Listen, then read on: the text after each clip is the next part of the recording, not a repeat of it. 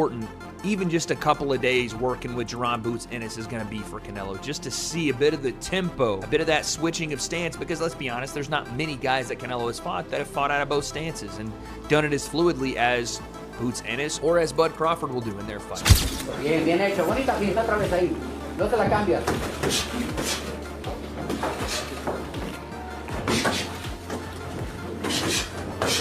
Crawford fight, not Crawford.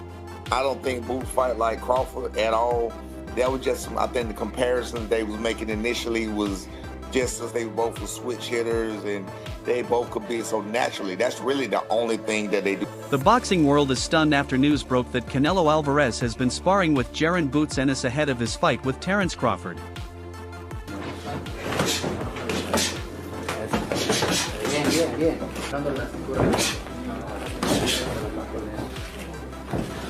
Bien, bien hecho, bonita pinta otra vez ahí, no te la cambias.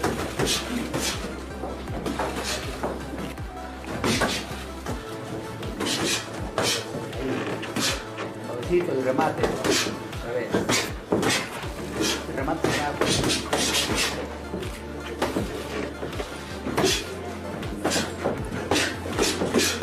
Suavecito y remate. Un pasito atrás y volver.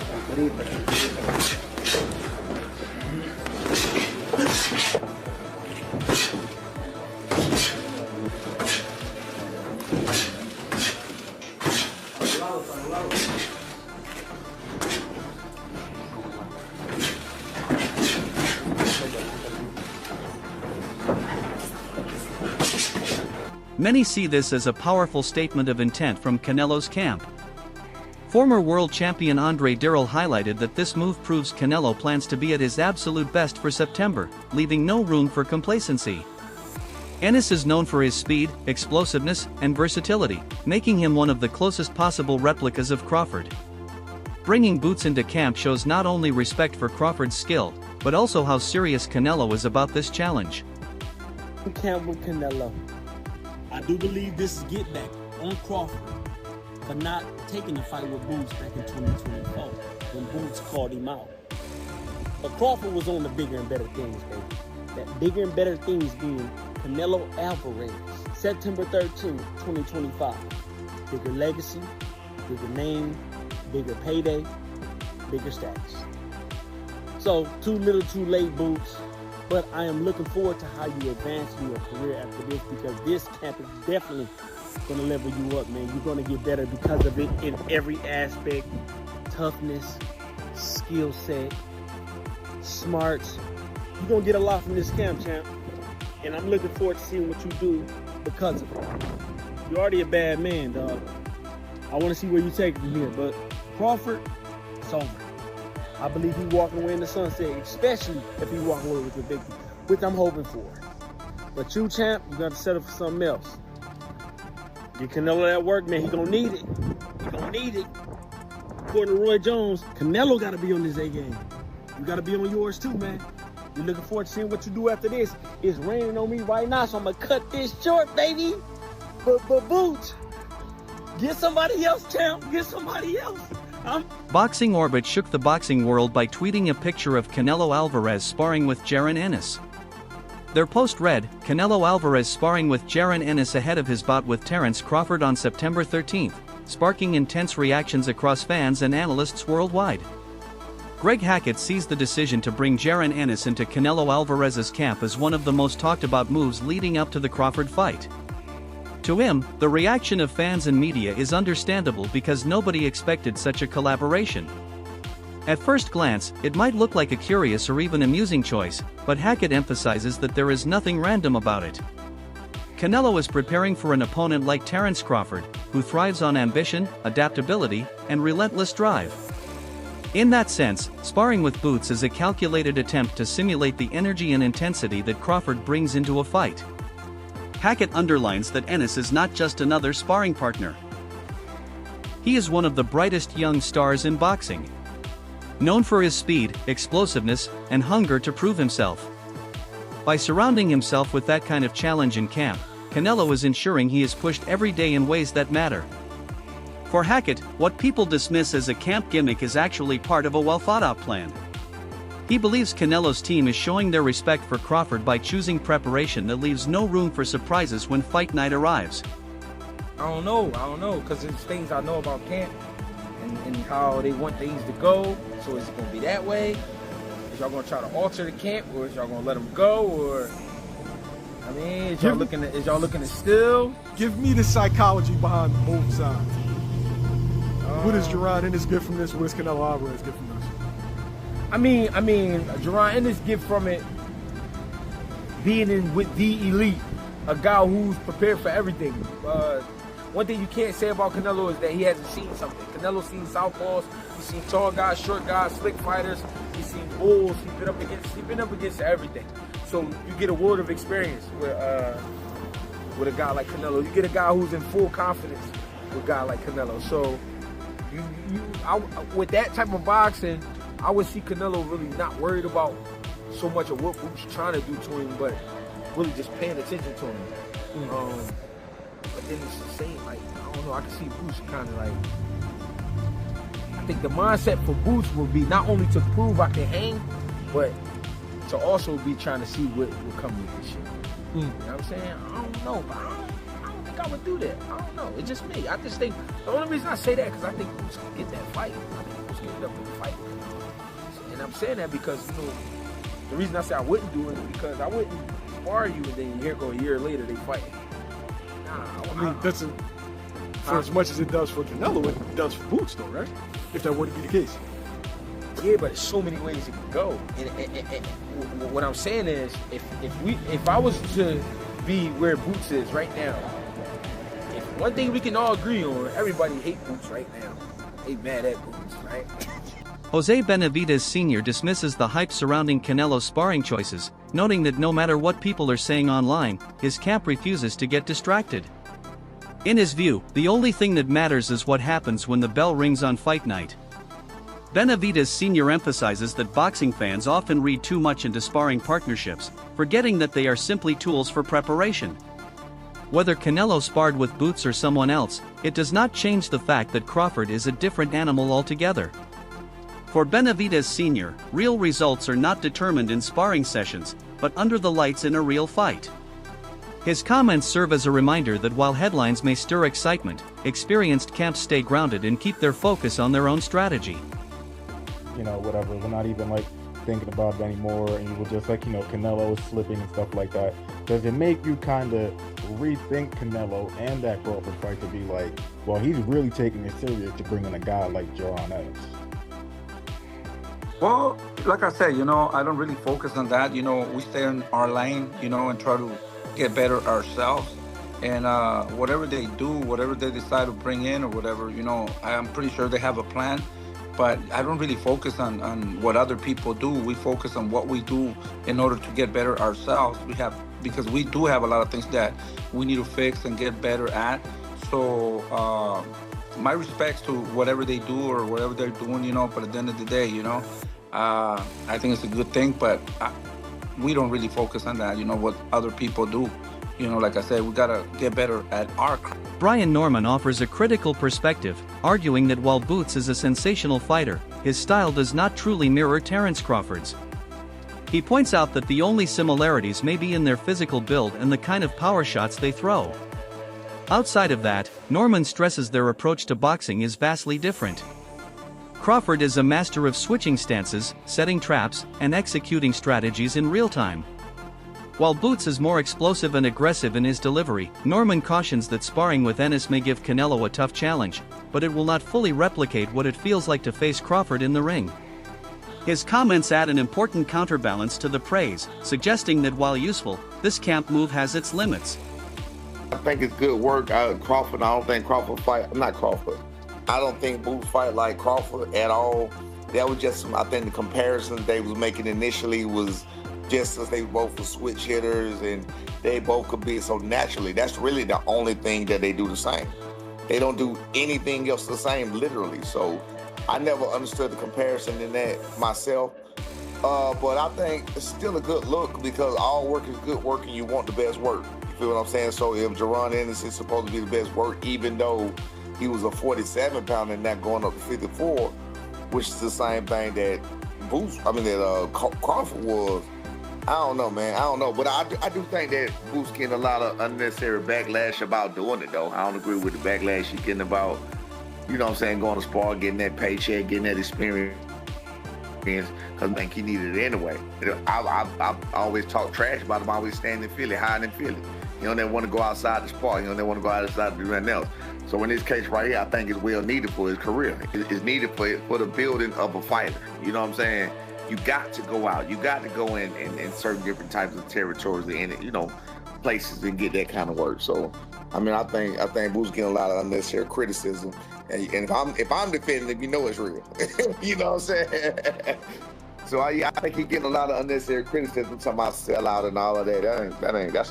Ade Oladipo gives a sobering reminder of where Canelo stands today in comparison to his prime years. He points back to the Golovkin rematch in 2018 as the moment when Canelo looked at his absolute best. According to Oladipo, that was 7 years ago. And since then, while Canelo has remained elite, he has not looked quite as sharp or untouchable. This raises the question of whether even the smartest training moves like sparring with Boots can fully bridge the gap between his current form and Crawford's peak momentum. Oladipo's assessment places pressure on the Álvarez camp, suggesting that they may be working overtime and sparring because they are aware the version of Canelo today needs extra reinforcement. I don't think that Crawford is fighting the best Canelo anymore. Again, the Canelo I'm talking about, I mean, second Golovkin fight, I thought was fucking incredible. That feels like a long time ago. Second Golovkin fight was 2018. So I'm saying peak Canelo, although still very, very good people, peak Canelo for me was 6 years ago. It's a long time, or 5.5 years, that's a long time. In fact, exactly 15th of September, so it'll be to the day 5 years. Have I got them? What was I talking about? Sorry, almost 7 years ago. Jeez, that's a long time ago. Where some might say peak Crawford was Errol. So, shit, I didn't realize how long ago that was. And he's clearly not that same guy anymore. He clearly isn't. He's no longer fighting elite fighters. I mean, unless you're going to say William Skull was elite, Edgar Berlanga, no, Munguia, no, Jamel, no, John Ryder, no, the third Golovkin fight, no. So he's no longer fighting the best, but he still is very good, and he's still a top 168 pounder. And I think this is why people are saying it is a 50-50 fight now, because we can see the deterioration in Canelo. Like, say what you want about William Skull, Canelo looked poor in that fight as well. Everyone's like, oh, William Skull ran. Well, Canelo didn't cut off the exits. Canelo wasn't great himself. Canelo's punch output was horrendous. So we can clearly see the deterioration. That said, he is the naturally bigger guy. I just mentioned the fact that Crawford's put on size, but the naturally bigger guy in this weight class is Canelo. That has to count for something. We know Canelo's been able to absorb punches from the naturally bigger guys. I mean, barely anyone's put a dent in this guy, right? That's how good his chin is. Maybe the best chin in boxing. It's frightening. But the legs have slowed down. The output has slowed down as well. And I always think about, with Canelo, desire and want and will. I always sort of say, where is that desire? Analysts studying this development agree that Canelo gains valuable preparation by sparring with Jaron Ennis. They point out that Ennis provides speed, angles, and relentless pressure that few fighters can replicate in a gym setting. By facing those attributes daily in camp, Canelo ensures he is better conditioned to deal with Crawford's unpredictability. While some experts caution that Ennis and Crawford have different tactical habits, the sheer challenge of facing a fighter of Boots' caliber in sparring sharpens reflexes, timing, and mental toughness. Analysts stress that this kind of preparation is exactly what separates elite fighters from ordinary ones. Seeking out the hardest challenges before stepping into the real fight. That means that he did get work. That's what that means to me. That's what you need. I don't want Canelo in camp beating up nobody. I want people beating up on him. I want people putting in that work, giving him looks he ain't seen. That's what's going to make him ready for Crawford. I don't want to see smiling Canelo. I don't want to see Canelo happy. That means he did good the first time they sparred. No, I want him frustrated and angry. That's how it's supposed to be. Bring somebody in camp, they give you that work. Even Mayweather talked about how Earl Spence gave him that work when he was trying to get him ready for a fight. Because by the end of the camp, Canelo will be the one smiling. I love it. I'm going to tell y'all why I love it. I'm going to tell y'all why I love this shit. I was wondering, I was like, I wonder who Canelo has in camp with him to prepare for Bud. Because I know Shakur Stevenson's not going to help. Johnny Ortiz delivers a passionate take on the sparring arrangement, calling it a perfect decision from both sides. He argues that Boots is the closest thing to Terence Crawford that Canelo could find, making him an ideal sparring partner.